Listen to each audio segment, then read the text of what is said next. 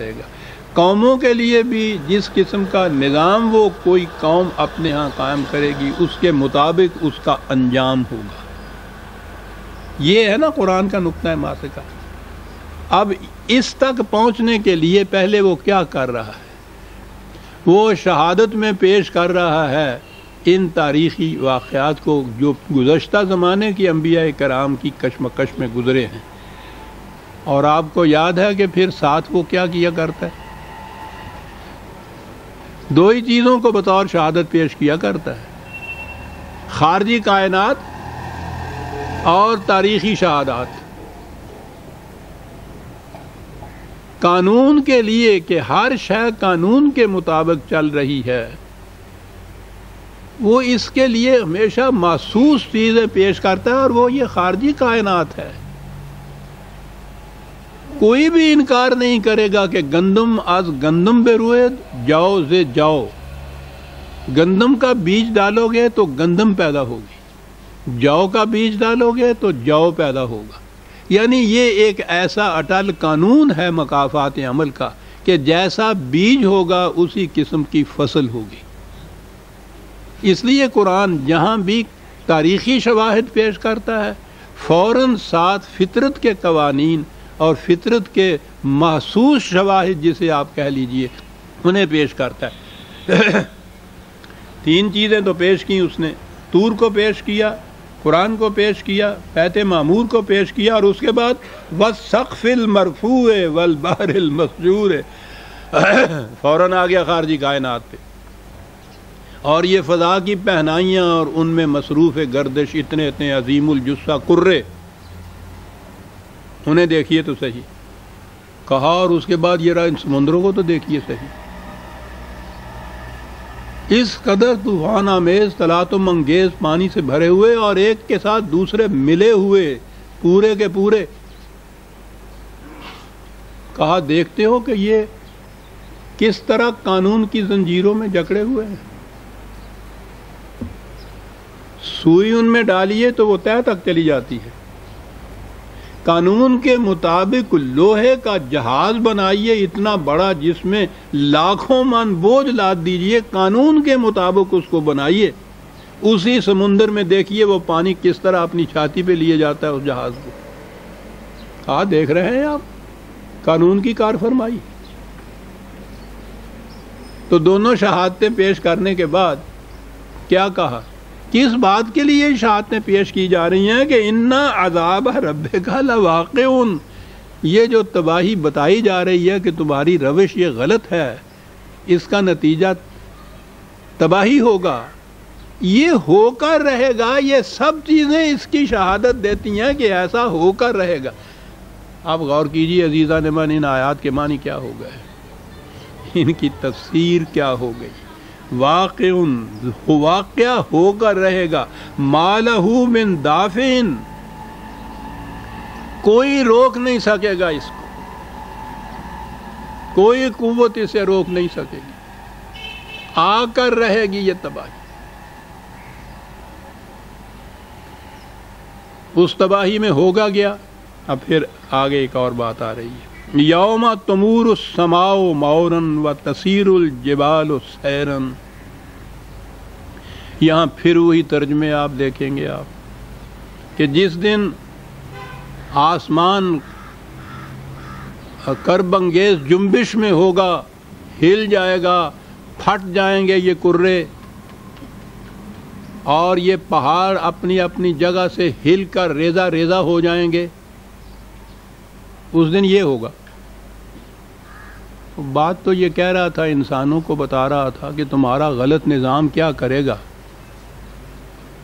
اور جو کہا کہ یہ اس دن ہوگا جب یہ آسمان کے کرے تھرتھرا جائیں گے، یہ پہاڑ ریزہ ریزہ ہو جائیں گے، پھٹ کے روئی کے گالوں کی طرح اڑ جائیں گے، تو بات کیا بنی صاحب؟ اب اس کے متعلق آپ تفسیروں میں دیکھیے، وہ کہتے ہیں یہ قیامت کی نشانیاں، یہ قیامت جب آئے گی تو یہ ہوگا، زمین پھٹ کے ریزہ ریزہ، پہاڑ بھی اڑ جائیں گے روئی کے گالوں کی طرح، آسمان کے یہ جو کرے ہیں یہ سارے کے سارے یہ تباہ ہو جائیں گے، وہ کچھ نہیں رہے گا۔ تو اس میں جب کچھ نہیں رہے گا تو اس میں تو پھر کوئی بھی نہیں رہے گا. تو یہ کس بات کے لیے شہادت دیے جا رہے ہیں؟ نہ اس کو ہم اوائڈ کر سکتے ہیں، نہ اس میں کوئی بچ سکتا ہے. اور اگلی بات تو یہ ہے کہ اس میں مومن اور کافر کی بھی تو تمیز نہیں ہوگی، اس میں تو مسجد اور مندر کی بھی تمیز نہیں ہوگی. جب زمین کا کرہ ہی ریزہ ریزہ ہو جائے گا تو اس میں بسنے والے انسان ہی نہیں، ساری مخلوق جو ہے وہ بھی ختم ہو جائے گی، آبادیاں ختم ہو جائیں گی. تو اس بات کے لیے یہ کیا ہے جو ہمارے لیے وجہ عبرت بنا رہا ہے قرآن کہ غور کرو. یہ وہ مقام ہے جہاں دوسری چیز آتی ہے قرآن کی، اور وہ عربی زبان کی بھی دوسری چیز. میں یہاں پھر عرض کر دوں کہ یہ جو چیزیں کہیں گئیں اگر معنی یہ لیے جائیں کہ کرے جو ہیں جنبش سے تہو بالا ہو جائیں گے اور پہاڑ ریزہ ریزہ ہو جائیں گے، اس دن کیا ہوگا؟ اگلی آیت ہے فویل یومئذ للمکذبین. اس دن وہ لوگ جو خدا کے قانون مکافات عمل کو جھوٹا سمجھتے ہیں ان کی تباہی ہوگی. تو وہ نظر آئے گا کہ یہ تو ان کی تباہی ہے صرف. اور اگر یہ مانا جائے کہ یہ قرب قیامت کی نشانیاں ہیں، یہ تو زمین پڑ جائے گی، پہاڑ ریزہ ریزہ ہو جائیں گے، تو یہ ان کے لیے تو نہیں ہے. وہ تو جو اس قانون کو ماننے والے ہیں، نہ ماننے والے، وہ سارے ذیہیات ختم ہو جائیں گے. وہ کہتا ہے کہ اس دن ان لوگوں کی تباہی ہوگی. تو گویا نظر آیا کہ یہ بات نہیں ہے جو کہی جائے گی کہ یہ قرب قیامت کی نشانی ہیں، پہاڑ پھٹیں گے، زمین ختم ہو جائے گی، آسمان کے کرے جو ہیں لرز جائیں گے. وہ تو کہتا ہے کہ اس دن ان کی تباہی ہوگی. اور اگلی ساری آیتیں ان کے متعلق ہیں، ایک دو نہیں ہیں، اگلی 4-5 آیتیں انہی کے متعلق ہیں کہ ان کے ساتھ کیا ہوگا اس دن.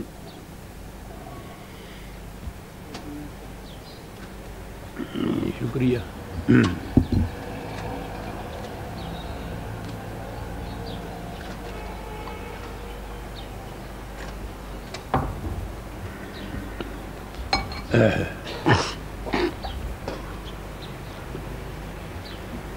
یہاں پھر آئیے قرآن کے اسلوب بیان پہ، عربی زبان پہ. ہر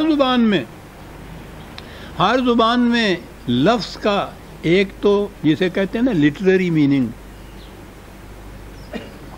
لفظ کے لفظی معنی، اس کو ہمارے ہاں لفظی معنی کہتے ہیں، لغوی معنی اس کو کہتے ہیں، لغات کی روح سے جو وہ لفظ مانا جاتا ہے. لٹریری میننگ کہتے ہیں اس کو انگریزی زبان میں. جب ہم کہتے ہیں کہ صاحب اس کا کیا پوچھتے اس کی بہادری کا، وہ تو شیر ہے، شیر، تو وہ اس سے مراد وہ درندہ نہیں ہوتا جو جنگل میں رہتا ہے. کبھی کسی نے اس سے مراد یہ نہیں لیا کہ وہ انسان نہیں ہے. اس کے معنی یہ ہیں کہ وہ اتنا بہادر، اتنا جری، اتنا دلیر، اتنا قوی ہے جیسے شیر ہوتا ہے. شیر کے ساتھ اس کو تشبیہ دی ہے.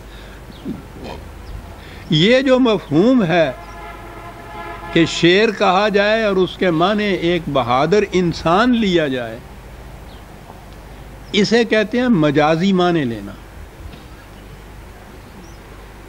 شیر کے معنی جنگل میں رہنے والا وہ درندہ، وہ اس کے لٹریری معنی ہوں گے، لغوی معنی ہوں گے، لفظی معنی ہوں گے. اور یہ کہ اس سے مراد ایک بہادر انسان ہے، یہ اس کے لٹریری، یہ اس کے مجازی معنی ہوں گے. اور عربی زبان کے اندر تو لٹریری میننگ تو کچھ تھوڑے سے لکھے ہوتے ہیں، وہ مجازی معنی تو پوچھو نہیں کتنے ہوتے ہیں ان کے ہاں.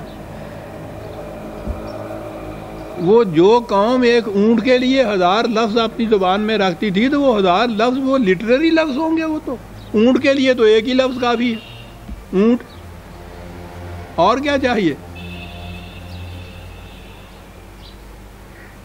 وہ مجازی معانی میں زبان بڑی وسیع تھی ان کی، اور زبان کی وسعت تو ظاہر ہے کہ مجازی معنی لینے سے ہوں گے.